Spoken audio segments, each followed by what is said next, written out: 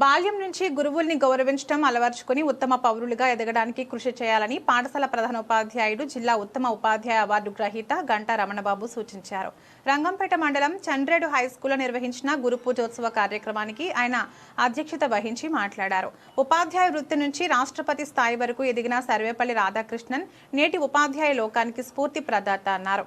చిన్నప్పటి నుంచి పాఠ్యాంశాలతో పాటు నైతిక విలువలు అలవర్చుకుని ఆదర్శ విద్యార్థులుగా తయారు కావాలని, ఉత్తమ ఫలితాలు సాధించడానికి ఇప్పటి నుంచి కృషి చేయాలని ఆయన కోరారు. అజ్ఞాన చీకట్లను తొలగించి విజ్ఞాన జ్యోతులు వెలిగించి భావితర జీవన పయనానికి వెలుగుబాట వేస్తున్న ఉపాధ్యాయుల మార్గదర్శకాన్ని చిత్తశుద్ధితో ఆచరించాలని ఉపాధ్యాయులు విద్యార్థులకు సూచించారు.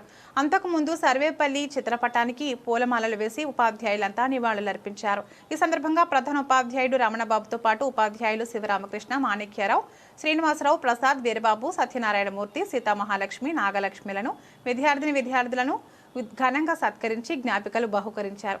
సన్మాన గ్రహీతలు విద్యార్థులకు కృతజ్ఞతలు తెలిపారు.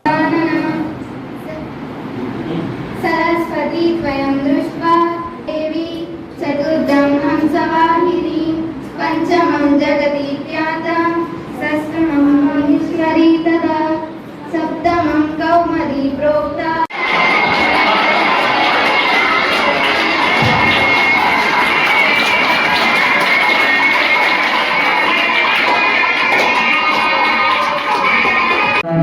తొమ్మిది మందికి దాంట్లో అనేది చాలా ఎక్కువ అన్నమాట.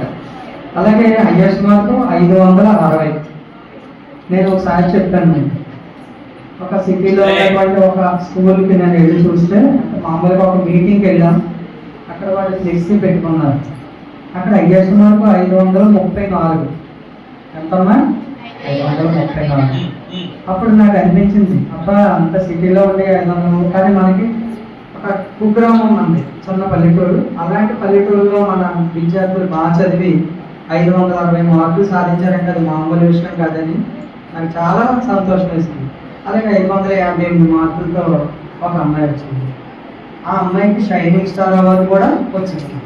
అవునా కదా? ఆ అమ్మాయి కలెక్టర్ గారి దగ్గర తీసుకుంది. నేను కూడా కలెక్టర్ మేడం గారి చేతుల మీదుగా తీసుకున్నాను. అంటే ఒకేసారి ఒకే అకాడమిక్ ఇయర్లో ఒకే సంవత్సరంలో మన స్కూల్ నుంచి ఇద్దరం తీసుకున్నాం.